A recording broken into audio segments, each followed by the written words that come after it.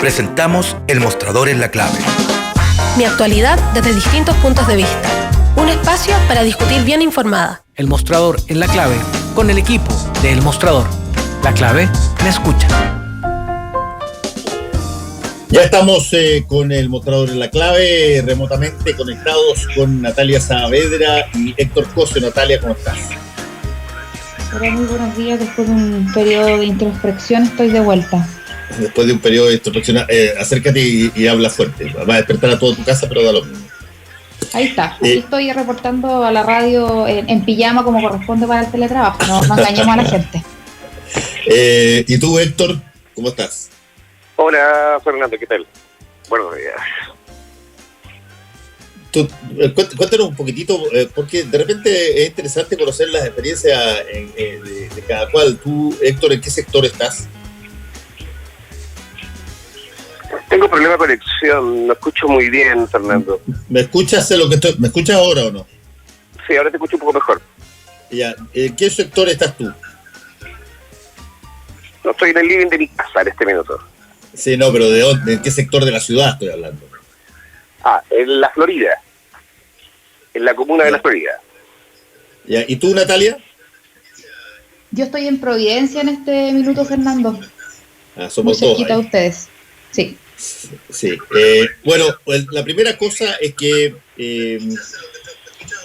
se ha esparcido ya con suficiente, creo yo, fuerza la idea de que probablemente muchas de las decisiones van a tener que consensuarse entre varios grupos y instituciones. Hay una reunión de la mesa social, la segunda reunión hoy día, y estamos viendo los estragos probablemente de las decisiones que se toman compartimentadamente, como lo que pasó ayer en el caso del metro, por la decisión de cómo cambiaron las fechas, las horas de ingreso al metro, y eso fue un desastre, y por lo tanto me imagino que se van a ampliar las determinantes más institucionales, más conjuntas, que no se les pregunte solamente al ministerio que tiene el apellido de la situación, sino que también a otras personas y particularmente a quienes utilizan el metro todos los días para saber cómo podría ser una medida que no rebotara tan trágicamente, o por lo menos tan no deseadamente como fue lo de ayer en el metro de Santiago. Natalia. Fernando, mira, yo creo que lo primero que hay que aclarar es por qué en el fondo, que es la gran duda que existe hoy día, se mantiene de alguna manera abierto o funcionando cierta parte muy mínima de la economía, que uno lo puede hacer. Cuando tú me preguntabas dónde yo vivía, que yo ayer tuve que salir por necesidad de comprar algunos víveres aquí en Providencia, y veía, por ejemplo, la ferretería abierta. ¿Y por qué uso este ejemplo tan corriente para que vayamos a lo del metro, Fernando? Porque particularmente lo que se está tratando de estructurar, que es bastante difícil de entender desde la empatía de la vida o la muerte, que en el fondo es lo que hoy día se está debatiendo, que es salvar la gente, digamos, no salvar la economía. Es decir, el peor escenario en el que nos podríamos enfrentar en un par de meses, en 3 meses, en 4 meses, en 2 meses, sería cientos de miles de personas enfermas y cientos de miles de personas pobres. Eso lamentablemente se asemeja a un escenario de grandes pandemias, de eventos posguerra, que es muy complejo manejar para este o para cualquier estado. Entonces, ¿qué es lo que ha planteado el gobierno? No estoy defendiendo las posturas para que se comprenda adecuadamente, solamente lo que ha planteado el gobierno es decir, mantengamos operativo lo que al parecer se puede, porque esto se está practicando día a día, con los errores y los aciertos que ello significa, que tiene que ver precisamente con esta medida que se hizo ayer en este comité de emergencia al que asiste el nuevo presidente de la CPC, Juan Sutil, la ministra de Transporte y la ministra de Trabajo, si no me equivoco, que también estaba en la cita, que en el fondo es decir, hagamos ingresos para estos trabajadores que aún están intentando mantener algo de la actividad económica que ya se va a contraer, al menos un punto, son las expectativas, activa. Y ahí está el debate en el fondo de si tú cerraras totalmente el país, por decirlo de alguna forma, ¿qué efecto generaría? Es decir, que nadie trabaje, que nadie se ocupe y que solamente se mantenga la cadena de abastecimiento activa. Entonces es importante entender por qué todavía se está discutiendo este tema de que cierta parte de los trabajadores esté expuesto a este riesgo en salud pública a cambio de mantener algo de actividad económica.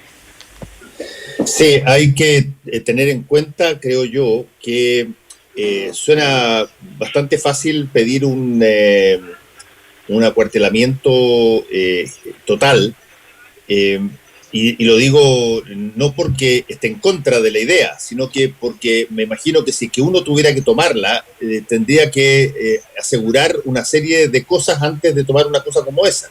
En el grado de diferencia y desigualdad económica que tenemos en Chile, hay gente que puede abastecerse y puede durar 15 días en su casa o utilizando los sistemas de telemercados que existen eventualmente, pero hay personas que no.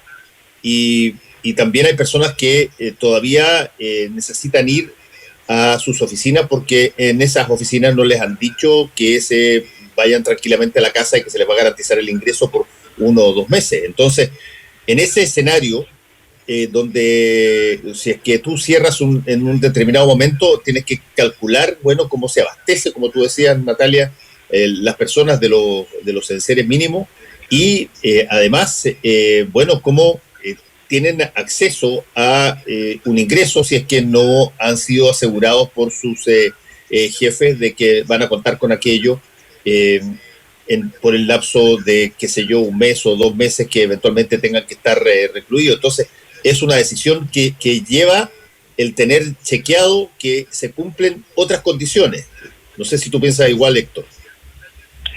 Sí, mira, yo creo que uno de los elementos para mí central, y un poco también tomando las palabras ya a nivel más macro, que incluso dijo hace un par de días Donald Trump, que en el fondo el remedio puede ser peor que la propia enfermedad.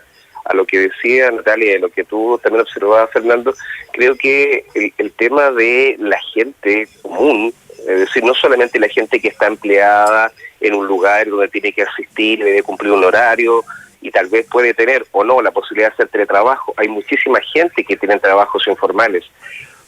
Desde antes del estallido y muchísimo más después del estallido, hay muchísima gente, entre ellas personas chilenas y de luego muchísimos extranjeros que hoy día depende también de trabajar en la calle, depende, digamos, de estar en un ambiente, digamos, de acceso a público para poder precisamente comprar su mercadería. Yo ayer me daba vuelta, tuve que romper de alguna manera la cuarentena preventiva, porque a veces hay que hacerlo por de manera obligatoria, y me sorprendió muchísimo ver que había poca gente en la calle, pero estaban los mismos puestos ambulantes de siempre.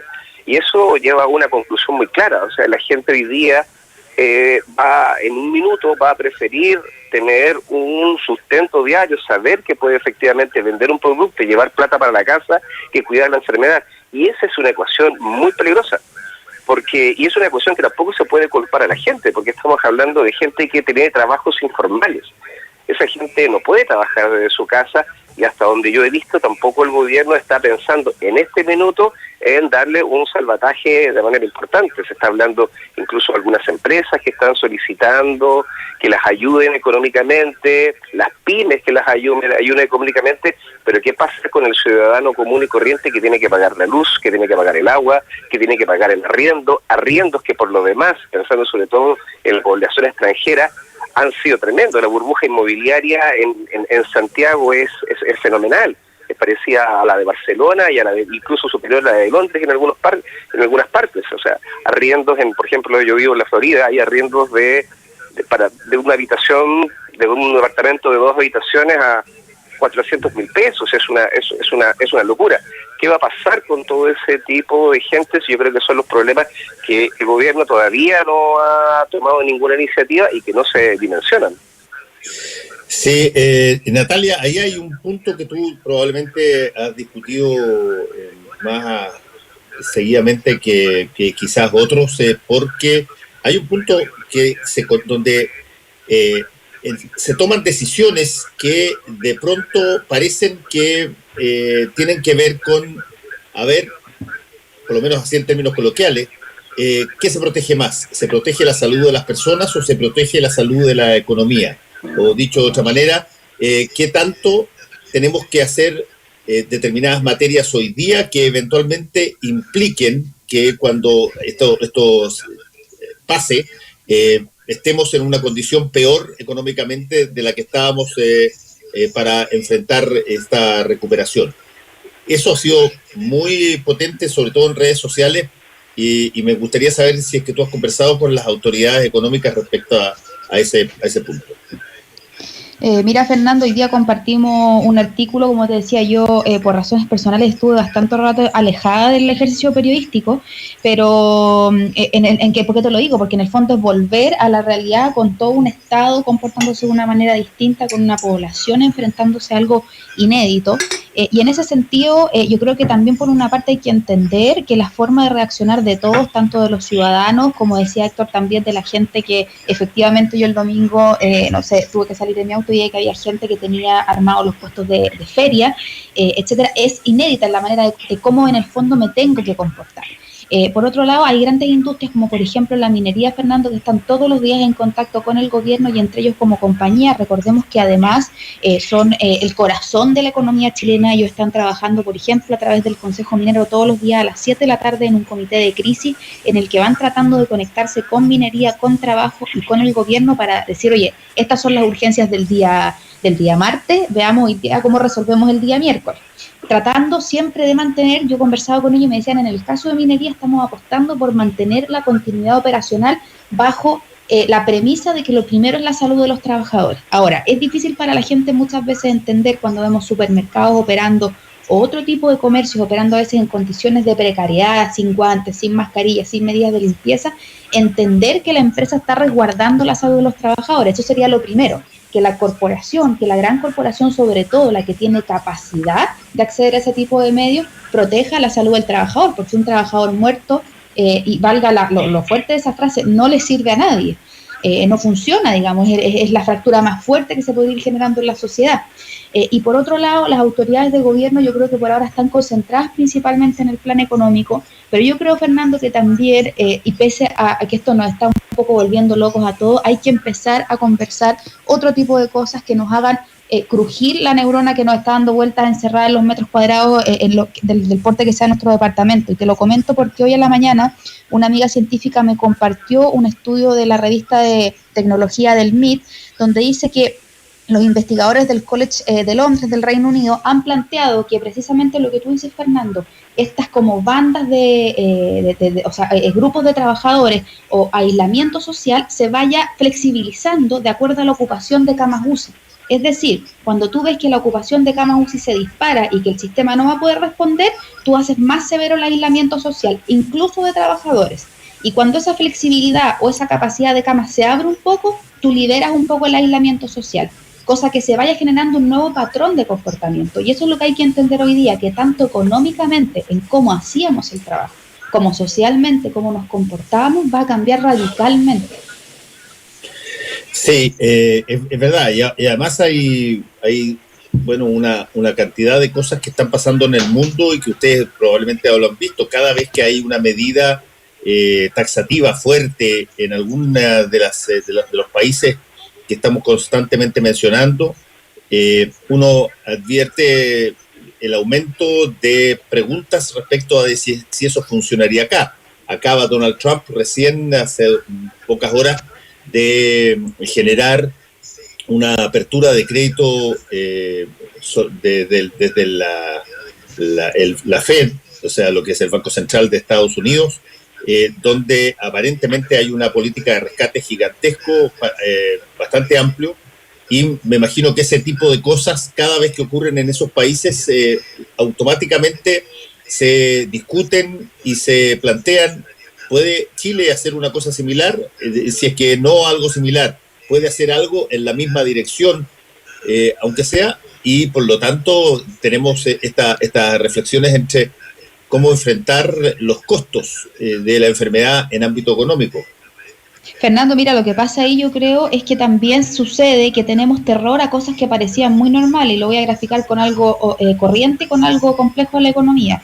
Tenemos terror de ser productivos desde nuestros hogares para un montón de trabajos que hoy día nos damos cuenta en una emergencia que sí se podían hacer desde los hogares. Muchos de ellos, no sabemos qué porcentaje, y es lo que nos va a dar un bofetón en la cara para un montón de empresarios y de compañías que decían, no, aquí yo no puedo aplicar la flexibilidad porque esta compañía no funciona. Y para cosas ordinarias, que es como la posibilidad, digamos, de sacarse los zapatos y dejar de meterse los dedos a la nariz. Entonces decimos, oye, estamos aprendiendo nuevas pautas de comportamiento ante esta emergencia. ¿Eran nuevas pautas o nosotros íbamos un siglo atrás? Entonces también hay que enfrentarse a ese bofetón de realidad en la que esta crisis nos pone, también para la productividad y para cómo hacer los trabajos. Sí, Héctor.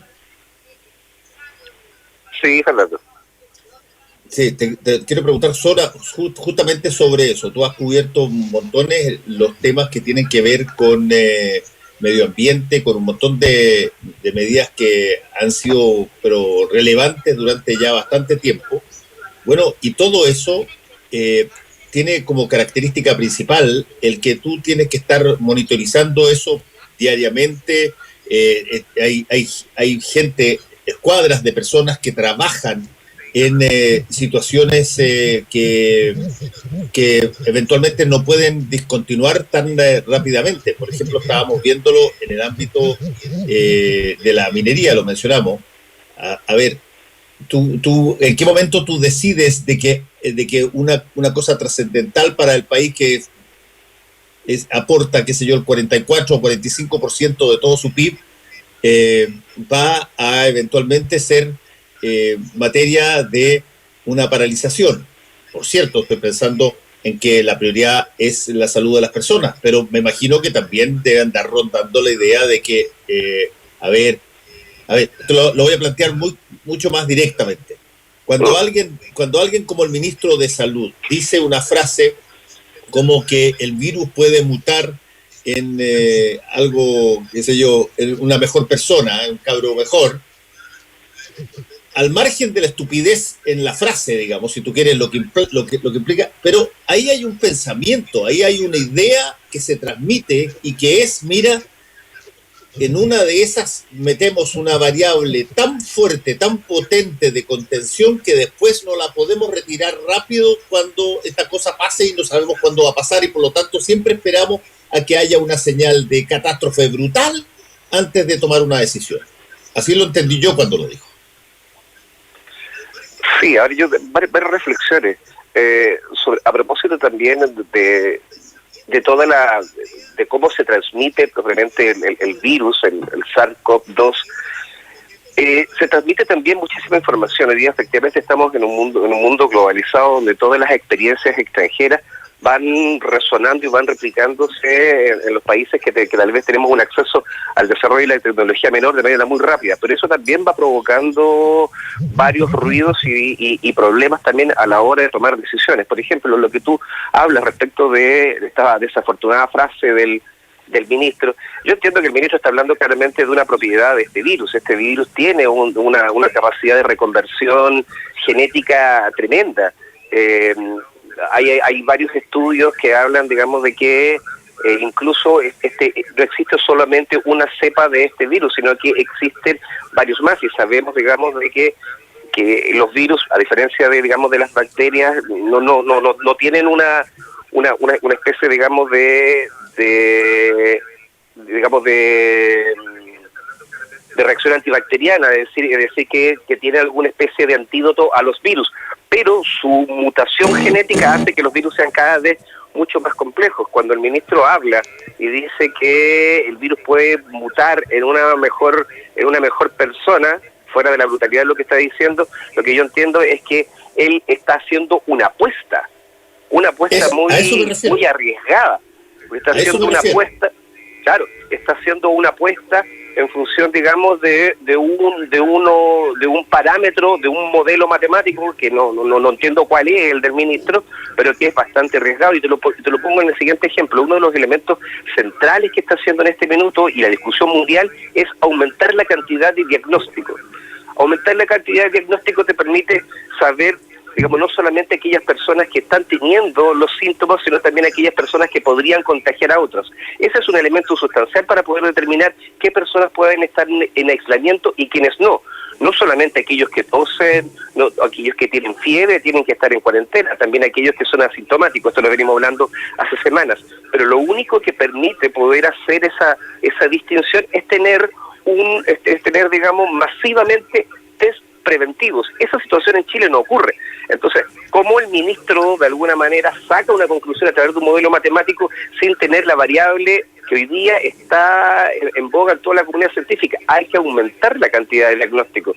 Hoy día se está comenzando a hablar que actualmente con el diagnóstico que se usa, que es el PCR, que es un test que lo que hace es descubrir el material genético del virus en nuestras secreciones, en nuestra saliva, en la mucosidad.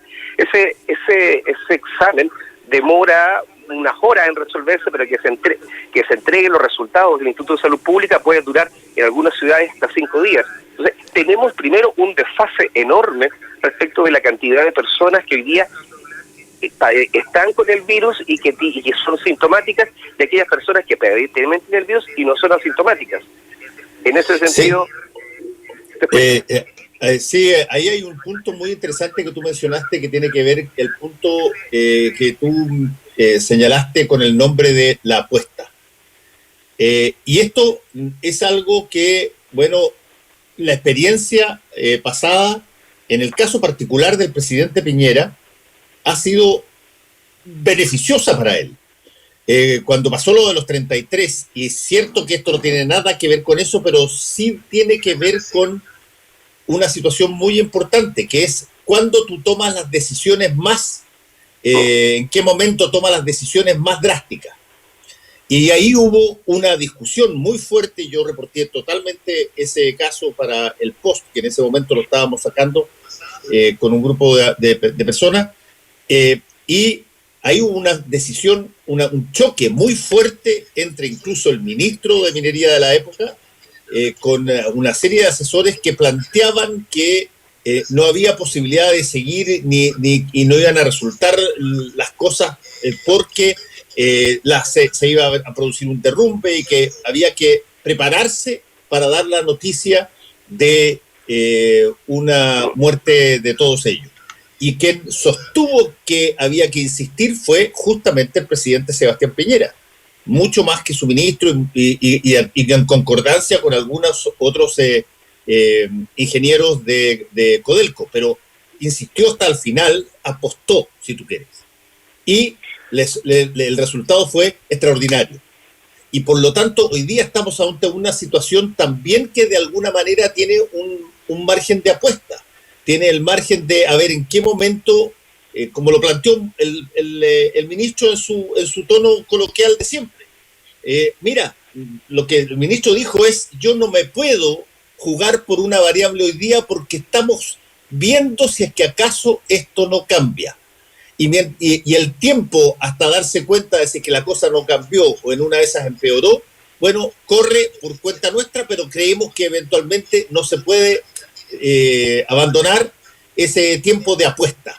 Y probablemente en todo este tipo de situaciones hay un porcentaje de apuesta y estamos con personas que de eso saben, pero no necesariamente el resultado va a ser el igual, y aquí hay además una experiencia comparada de otros países del mundo que hace que la cosa sea más compleja y que eventualmente un pensamiento lineal parecido al del caso de los 33 puede terminar en un desastre de Patagonia.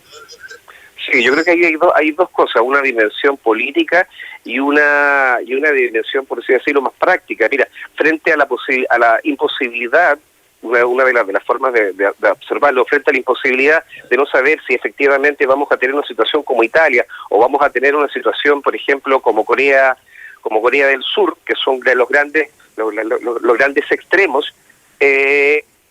Hoy día existe la idea de aplicar una medida precautoria, es decir, al contrario del ministro, el ministro va por la apuesta, el otro, el sentido común, dice que ve frente a la imposibilidad de saber si esto va a ser terrible o va a ser menos terrible, es mejor tomar siempre la posición de que esto va a ser terrible, de manera que yo puedo precaver futuros riesgos.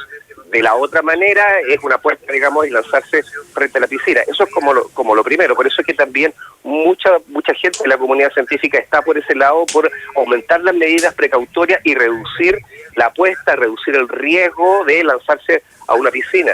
Ahora, lo que tú dices respecto del 33, eso está un poco en el ADN del presidente Piñera y también yo creo que de su ministro de Salud. el Piñera, lo sabemos, digamos, es una persona que tiene muchas caras, en el sentido de que va ajustando también la cara a propósito de la contingencia política. Recordemos que la primera, cuando recién asumió el gobierno, él buscaba de alguna manera con estas mesas, con esta inauguración de sus mesas, ser una especie, digamos, de Elwin II. Después, cuando llegamos al estallido, mostró una cara más parecida a un ministro en un búnker de la Segunda Guerra Mundial, cuando estaba viendo enemigos poderosos invisibles. Pero hoy día tenemos a un presidente que yo creo que se enfrenta frente a una posibilidad de replicar un minero de nuestros 33 mineros. Es decir, él apuesta a que de alguna manera su sensibilidad frente a la crisis, como es un hombre de negocios, es un activo que lo puede llevar, digamos, a volver a recuperar todo lo perdido durante durante el estallido social. Esto es muy problemático porque estamos hablando de casi, digamos, como que en el fondo se está llevando una política pública para poder salvar la imagen y el papel histórico de un presidente de la República. Eso es complejo cuando hay una población que está, digamos, que puede sufrir una enfermedad muy grave y con unos costos económicos enormes. Sí, ahora hay una diferencia, y antes de hacer la pausa, hay una diferencia para ser justos, porque tampoco estamos en las mismas situaciones. Y la diferencia es que se creó una mesa social. ¿En qué sentido tiene eso una diferencia? Bueno, es que las decisiones hoy día, si es que no se toman con una serie mayor de input en materia técnica y en materia científica, va a quedar de evidencia que las acciones fueron individuales por parte de una persona o por parte del gobierno. Y yo creo que eso, a partir de la segunda reunión que va a tener lugar en un ratito más, va a quedar bastante claro que aquí, después del desastre del caso del metro ayer, no se pueden tomar decisiones individualmente por área o por ministro o por un par de personas que se encuentran la razón, ¿sí? Y por lo tanto afianza, a mi modo de ver, la decisión de que las cosas que se determinen tengan que ver con algo que se ha pensado mucho más allá de entre un pequeño grupo de personas. Hacemos una pequeña pausa y volvemos con ustedes. Si tienes diabetes como yo y necesitas trabajar hasta tarde en ese proyecto que tanto te apasiona, hazlo, porque con Glucerna sí se puede.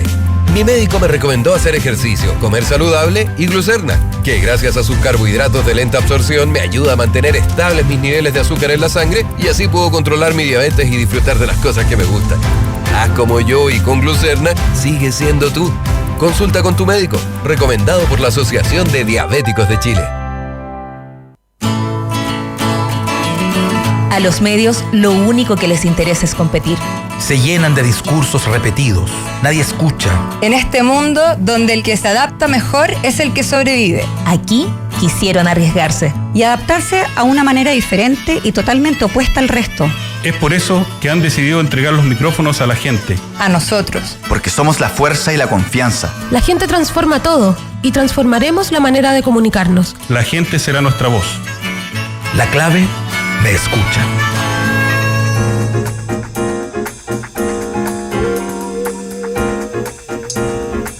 Estamos de vuelta con el mostrador de la clave, con Natalia Saavedra y Héctor Cosio. Vayamos a otra variable de esta situación que tiene que ver con la información, y tiene que ver con la información en dos áreas. Una, han salido, no sé si ustedes han visto, una serie de... parecen que fueran como pequeñas aplicaciones que dan cuenta de cómo esto funciona en el mundo online. Y claro, vemos que está la última información oficial de Chile, pero hay una discusión bastante intensa respecto de cuándo se da como información el número de infectados. Eso ocurre después del resultado. El resultado, cuál es el tiempo o el espacio que tiene para poder entregarse. Yo entiendo que todavía el espacio no ha podido ser cerrado a más de 3 días o algo así, en gran parte del país, incluso a 5 días en algunas partes del país. ¿Cómo lo ven ustedes? Natalia. Hola, mira, hola digo yo así como bienvenida nuevamente, ya estoy en el planeta desde el encierro. Mira, yo creo que Fernando, y hay que ser bien realista acá, que era una cosa que quería comentar a propósito que tú dices de esta, como que lo mencionaba también Héctor antes, que tiene que ver un poco con toda la información que está circulando, con coger, y esto lo digo desde el punto de vista periodístico, con tomar aquella información que en el fondo nos está aportando algo como para nuestra cuarentena, para nuestro trabajo, para el desarrollo, digamos, de nuestras capacidades emocionales y también objetivas durante esta cuarentena. Entonces, desde ese punto de vista, tú mencionabas estas aplicaciones, hay unas incluso que se pueden ver en línea y que tú vas viendo como en distintos colores, o vas viendo en rojo, en otras dimensiones amarillo, los distintos países. No sé en el fondo qué tanto aporta, y ayer se les quería plantear qué tanto aporta, de qué punto de vista, aquí los quiero llevar.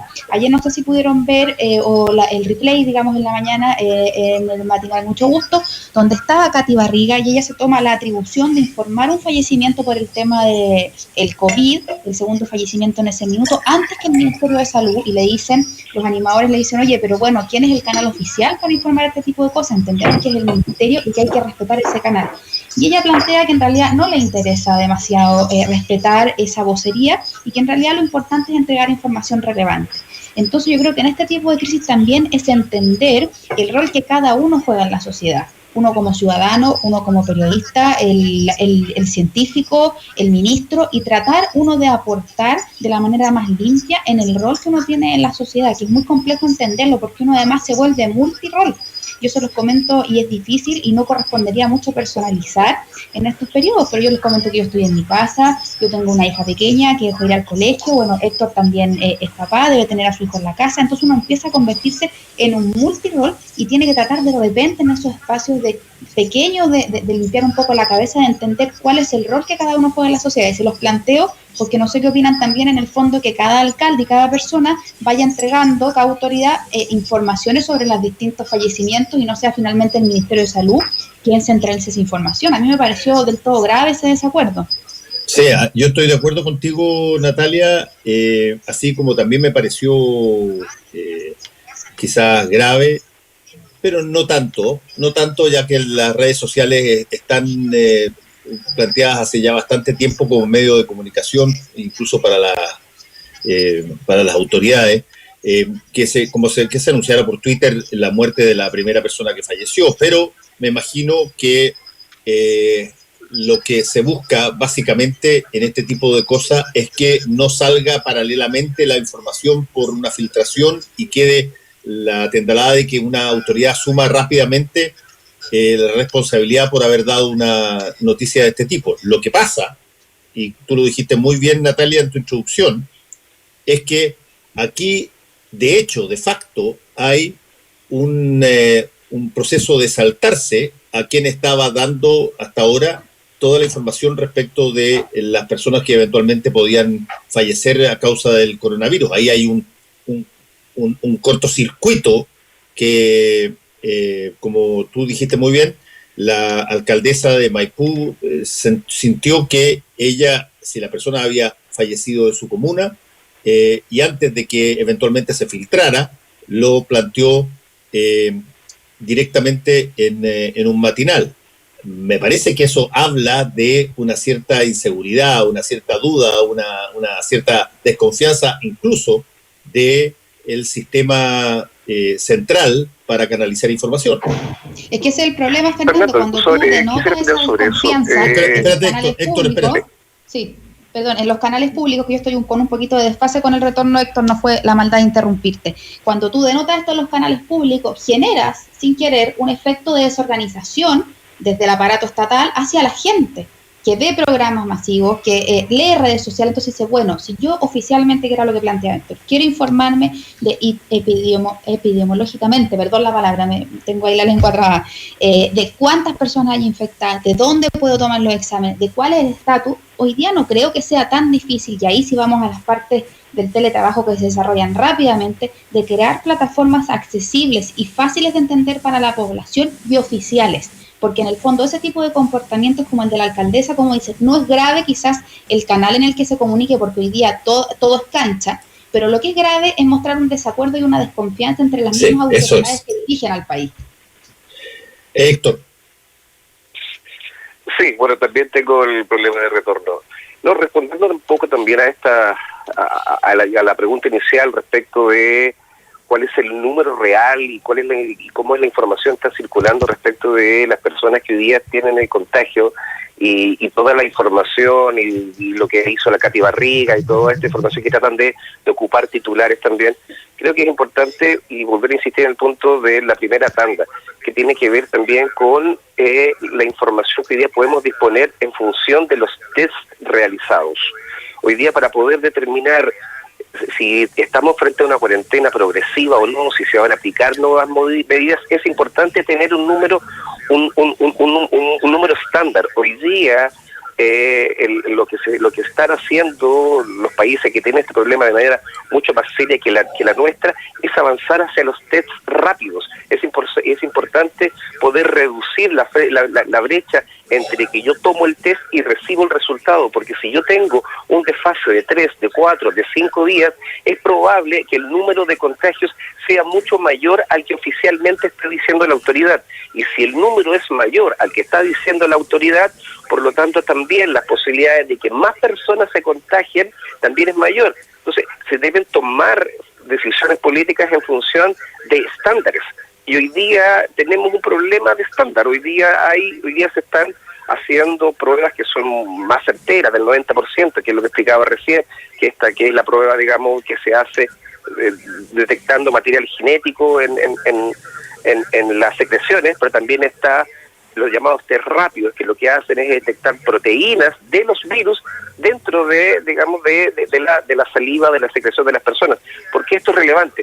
Porque, por ejemplo, en Yuan, en China, que ya que se anunció que se va a levantar la cuarentena el 8 de abril, estamos pensando, digamos, que ellos están en cuarentena total en esa región de China desde el 23 de enero. Es decir, al cabo de 2 meses, ellos lograron decidir que aplacaron de alguna manera la curva y van a salir de la cuarentena. Pero ¿a quiénes van a dejarle la libertad de desplazamiento? ¿Aquellos que se recuperaron? ¿Solo aquellos que se recuperaron?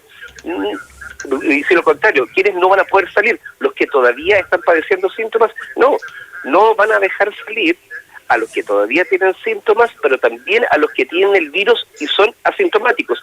Ese grupo de personas, que es mayor a las personas que hoy día están teniendo los síntomas, tampoco le van a dejar desplazamiento. Es decir, para levantar la cuarentena de manera preventiva. Ese dato en Chile no lo manejamos. No manejamos el dato de cuántas personas hoy día son portadores de este virus, porque no han podido hacerle test amplios y masivos que reduzcan este desfase que se hace con las personas que están teniendo síntomas. Pero sacamos una duda, ¿cómo se retiene a alguien que no ha presentado síntomas todavía? Esa persona, para todos los efectos prácticos, va a decir de que está sana. La única posibilidad que hasta ahora se ha manejado es que la persona diga de que tuvo contacto con alguien que dio positivo, que es, por ejemplo, que es una cosa bien curiosa que pasa en esta instrucción que yo leí hace un ratito respecto de el Ministerio de Salud a las Secretarías Regionales Ministeriales de Salud sobre las licencias médicas. Aquí se ha dicho que las licencias médicas se le debe dar solo en el caso de pacientes confirmados, no a caso de personas que tuvieron con personas que fueron confirmadas pero que todavía no han presentado síntomas. Lo que es un caldo de cultivo para estar repartiendo la situación en todas partes. Entonces, La pregunta es, ¿en qué momento tú decides quién es la persona que puede volver a hacer su vida normal? Si es que no tienes síntomas, esa es una opción, pero eso no significa que no tengas el virus. Segundo, si es que no tienes síntomas, pero has estado en contacto con alguien que sí presentó síntomas y ha dado positivo, me imagino que tampoco se va a permitir que esa persona circule. Y por eso es que en el caso chileno práctico, de personas que eventualmente pueden necesitar licencia médica o están exigiendo licencia médica porque un pariente, un amigo, un hermano, el hijo o alguien con el cual ellos tomaron contacto y saben positivamente que dio un resultado de que tenían el coronavirus, de acuerdo a esta instrucción, no tienen derecho a una licencia médica. Y por lo tanto, si es que si ese contacto se dio una transmisión del virus y todavía no se ha presentado por los días asintomáticos que restan, va a andar dando vuelta ahí. Bueno, por eso que bueno, esto es una materia de evolución, no solo en Chile, sino en diferentes partes del mundo también. Por eso que se está avanzando, incluso se está pensando en realizar test, digamos, no sé si podemos hacerlo en Chile, pero se está avanzando hacia hacer test en los domicilios de las personas que no necesariamente tengan conocimiento que estuvieron cerca de una persona que pudo haber sido, digamos, que pudo haber dado positivo. ¿Por qué te lo digo? Porque, por ejemplo, hoy día todavía hay muchísima gente que circula por la vía pública, está yendo a las ferias libres, hay un montón de gente que está haciendo eso y que no necesariamente podemos trazar si esa persona está con tiene el virus y es asintomática y puede decir yo estuve con tal persona que dio positivo. Es imposible saberlo. Lo que sí yo creo que es el camino de avanzar es que el Chile tiene que traer estos test más rápidos, porque si bien no podemos determinar tal vez en este momento acá en el país si vamos a restringir la circulación a aquellas personas que tienen el virus y que son asintomáticas, pero que no saben quién se los contagió, porque eso también nos vamos a encontrar con esa realidad. Mucho, obvio. Si tú fuiste a un gimnasio no tenías idea. Claro, no tienes idea qué va a pasar con esa persona, pero necesitas saber si efectivamente esa persona está o no está con el síntoma. Y la única manera de avanzar en ese camino es, como te digo recién, esta tarde, o sea, lo que estás diciendo hoy día la comunidad científica, es reducir este desfase en el test que solamente confirma aquellos casos positivos de personas que están sufriendo los síntomas. O sea, es avanzarnos. Hay información que está circulando de que la orden de compra de estos test rápidos todavía, digamos, están como en proceso, no es un tema que esté completamente, digamos, ya que tengan fecha, que van a llegar pasado mañana. Oye, ¿y quién provee millones? ¿Quién provee estos test? Porque yo de repente veo videos que se muestran de Corea o que se muestran de China, donde te paran un auto y al tipo o la persona le toman una muestra de la lengua, de la saliva, y automáticamente le dicen si sigue o si es que tiene que salir y confinarse. Lo que da la sensación de que existe un test lo suficientemente rápido para darse cuenta inmediatamente. Pero ese tipo de test, según lo que nosotros hemos sabido, no sé si son los mismos que tenemos acá, porque yo conozco por lo menos 2 personas que se hicieron el test y les dijeron que buscaran los resultados 3 días después. Sí, a ver, son distintos los laboratorios que están produciendo ese test. Ese test efectivamente es un test que es muy rápido. Lo que hace, como te explicaba recién, es que a través de una muestra de saliva se puede identificar la proteína que recubre el virus. Ese test demora media hora, no como por ejemplo que se está haciendo hoy día, que es el que logra detectar material genético, que es el PCR. Ese demora hasta 5 días entre los resultados. Este efectivamente es casi como un alcotest. En este caso es un virus test, en donde después de media hora puedes determinar la diferencia de este test con el otro. Es claro, recibe la respuesta mucho más rápida, pero la fiabilidad de este es un poco menor. El otro, el que demora más días, tiene un grado de efectividad superior al 95%. En este caso, el virus rápido, creo que el rango está entre el 80 y el 90% de fiabilidad. Aumentas el número, pero de alguna manera también crece un poquito el margen de error. Ese tipo de test no los tenemos masivos en Chile. Bueno, ahí hay un punto también, creo yo, económico, Natalia, porque los virus, o sea, los test hay que tenerlos, en primer lugar. Cuando la Organización Mundial de la Salud llama a testear, yo me imagino que los países lo que escuchan es inmediatamente, oye, ¿tenemos o no tenemos testeo? Porque, o cuántos tenemos, y dónde se ubican, y cómo se distribuyen.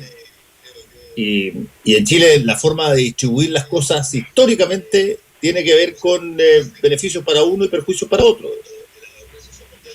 Fernando, mira, ahí yo los quiero mover un poco de la discusión en la que me declaro ignorante, que tiene que ver con, como decía yo antes, con tratar cada uno de aportar en el fondo con lo que tenemos mayor seguridad informativa. Efectivamente, estos test que se han visto, incluso he visto algunas pruebas de certificaciones, al parecer de la FDA o de la Unión Europea, que son unos test de sangre rápido, que entiendo que Las Condes ya hizo alguna orden de adquisición pública para poder traerlos, pero necesita efectivamente que estén certificados por el ISP.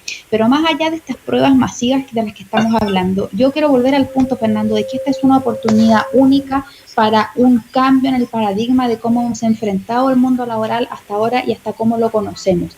Es decir, por una parte, y tú lo mencionabas al principio del bloque, Fernando, el aparato tiene que estar preparado en cualquier caso para una cuarentena total con cosas que a mí me parecen de fácil ejecución, como cualquier gestión, por ejemplo, los seguros de cesantía de manera electrónica, para lo cual no estamos preparados, ¿ya? Tampoco estamos preparados para que cualquier trámite de la Dirección del Trabajo sea online. Y esas no son cosas de meses de desarrollo, como sí lo puede ser eventualmente una vacuna o algún tipo de antídoto para este virus. Son cosas de fácil desarrollo y en Chile hay digamos, informáticos, hay ingenieros, hay personas que pueden, y les aseguro que están totalmente capacitadas para ir desarrollando estas plataformas, para mientras en el fondo lo que plantea Héctor, que es decir, están apostando a un modelo matemático. Sí, coincido que están apostando a ello, pero es a lo que está apostando toda la ciencia en el mundo, que es decir, en 18 meses eventualmente podría haber algún tipo de cura o de, digamos, medicamento paliatorio para esta enfermedad. Entonces, ¿qué hago estos 18 meses? Tengo que cambiar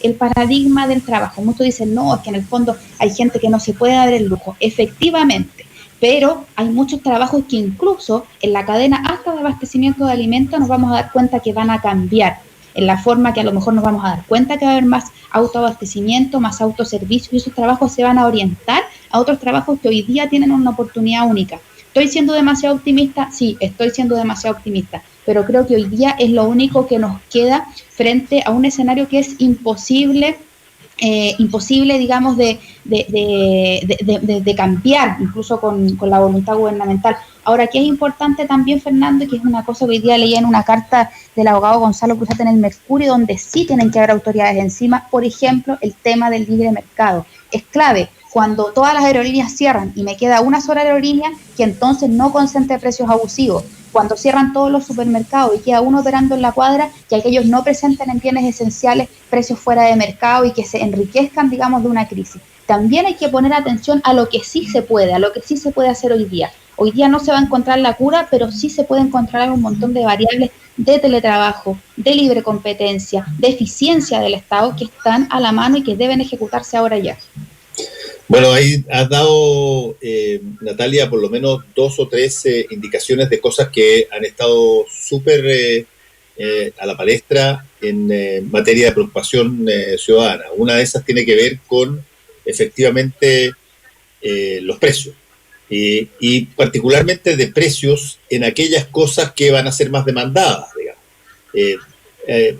Han sido innumerables las personas que han colocado en las redes sociales su experiencia a la hora de comprar después de decretada ya la emergencia en el país de las mascarillas y de cómo pasaron de valer bien poco a ser hoy día un precio bastante serio.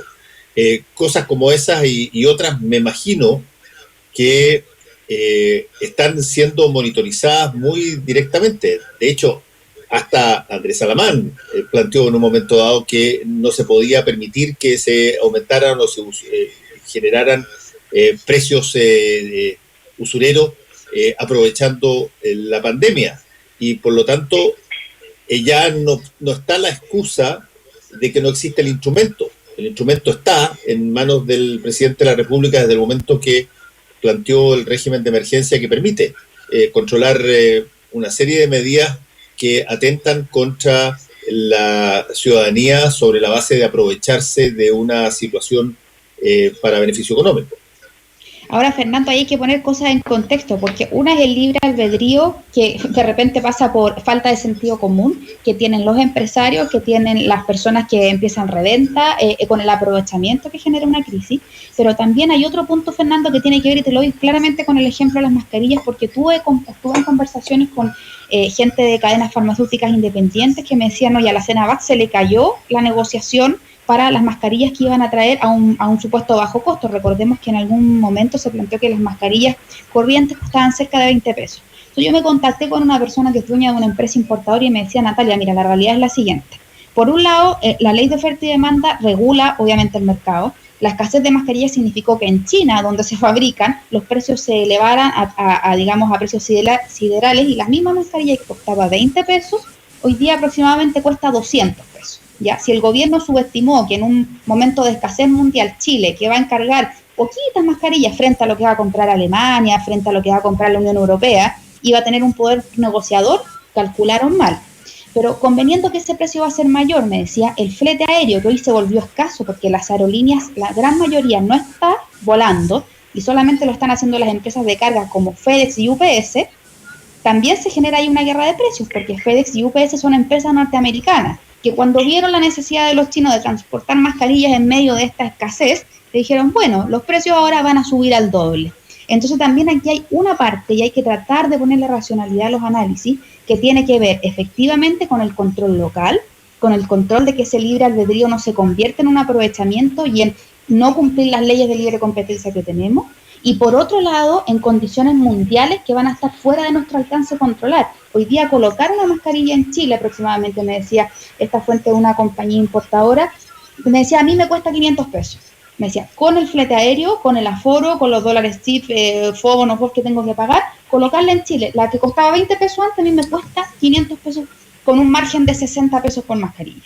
Entonces también hay que entender que hay cosas que vamos a poder controlar y que hay que controlarlas y otras que no. Ahora, si a mí tú me vienes a decir que eventualmente el Tribunal de la Competencia en la Fiscalía Nacional Económica no está hoy día con todos sus equipos tratando de desarrollar herramientas de teletrabajo electrónicas para el control de precios, realmente cerremos organismos por fuera, porque yo creo que están en condiciones para poder hacer eso de manera telemática, de la manera más efectiva posible.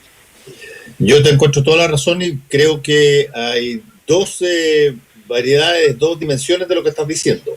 Hay una cosa que se presentó instantáneamente después de que se dio la alerta por el coronavirus en la primera intervención del presidente de la República, y que ahí tenías productos en stock que pasaron de un minuto a otro a valer mucho más de lo que valían, sin necesidad de excusarse en el flete ni en ninguna de esas cosas que probablemente podían ser una justificación posterior.